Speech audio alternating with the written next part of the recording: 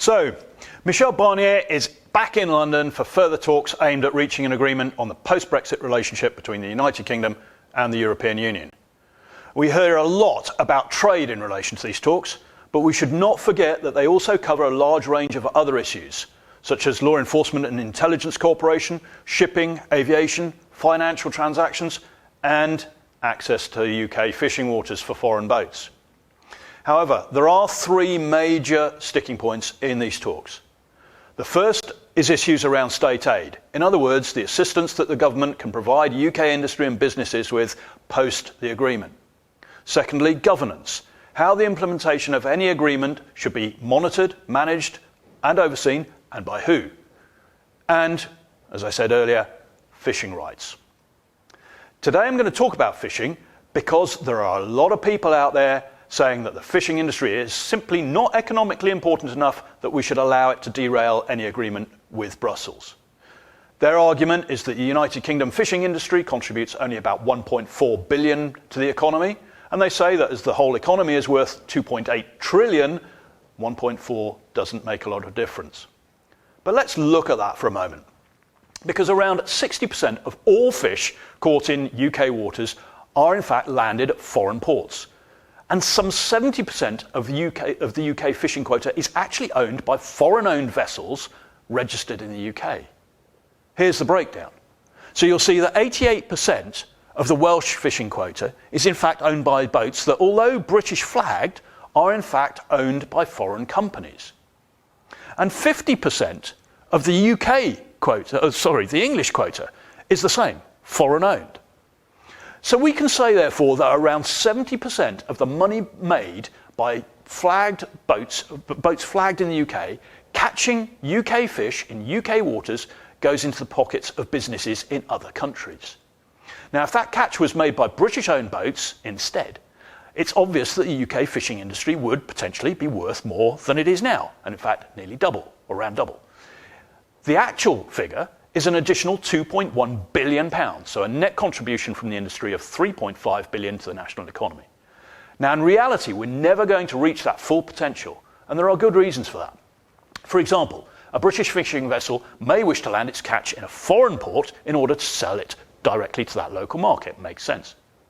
Likewise, we may want to continue to allow some foreign vessels access to our waters, partly because the UK fishing fleet, having been run down over the last 40, 50 years, is simply not manned and equipped to make that jump to a bigger catch.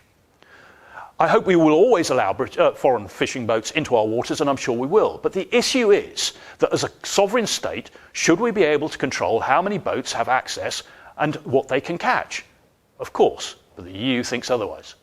And the impact of the EU's position on this can be seen in employment terms. In 1970, before we joined the European Union, there were around 21,000 fishermen. Now there's around 8. The reason being that the reduction in catch resulting from foreign-owned boats accessing our fishing waters means that the UK industry cannot support so many jobs.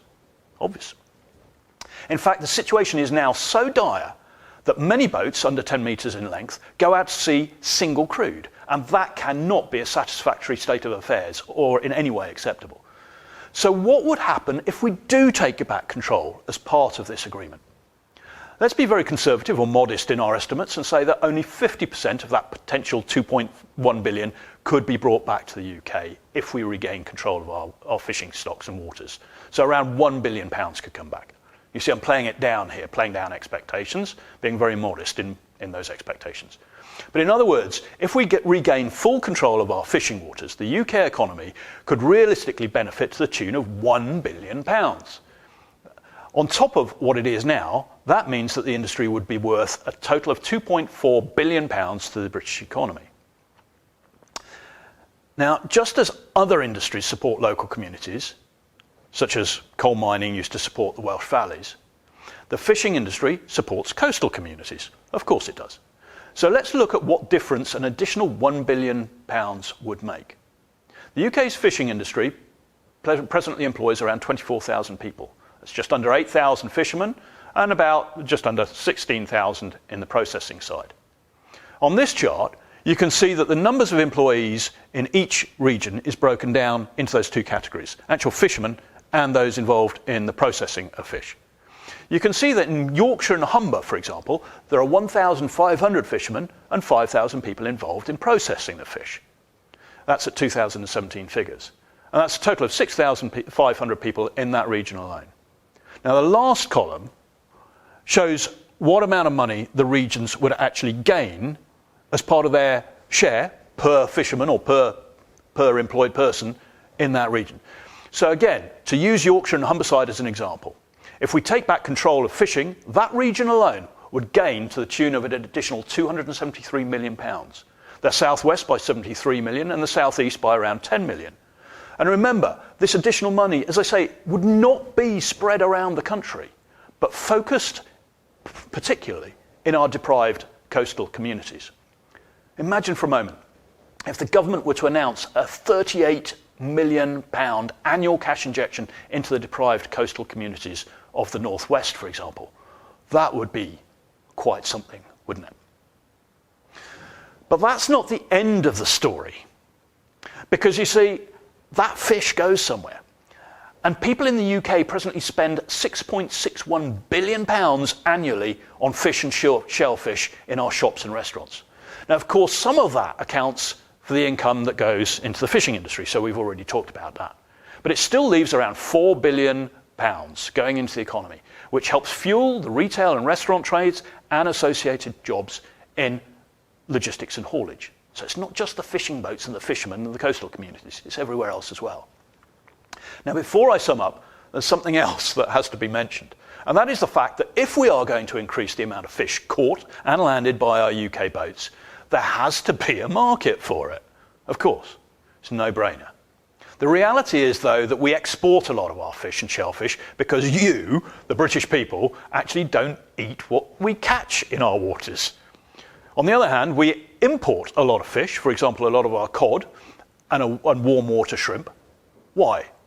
Because that's what you like, or rather that's what you're used to, and that's what you buy, therefore. The reality is that if you want the UK fishing industry to contribute more to the national economy and to the local economies of our coastal communities, you're all going to have to start buying British fish. And it's tasty. Bass, bream, halibut, plaice, and so on. And I've long argued that the government should fund a nationwide campaign to boost the UK market for fish, to encourage you all to buy British as opposed to foreign fish. Such a campaign could be projected through schools, through TV, through print media, and perhaps even sponsored cookery classes and the such like. But it must all be aimed at highlighting the health and economic benefits of eating British seafood, and indeed how to prepare and cook it. And it's necessary, such a campaign, if indeed we're going to reap the full benefits of sovereign control of our fishing waters. There's no point in taking our fishing waters back and catching more fish if we're not going to eat them.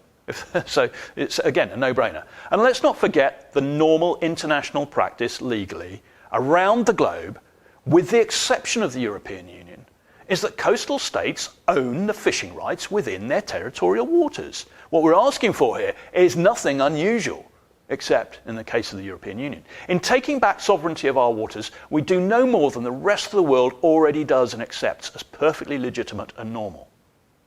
So the bottom line is this. The fishing industry could well provide a significant boost, a sustainable one, to the economies of our presently deprived coastal communities, as well as our retail, restaurant and haulage sectors. And let's not forget the value of fishing in sustaining our historical, cultural, heritage and national character. The sea that surrounds us, our fishing industry, almost define who we are and who we have always been. And so, finally, to those who say that the UK fishing industry is simply not worth fighting for, I, for one, believe you're wrong.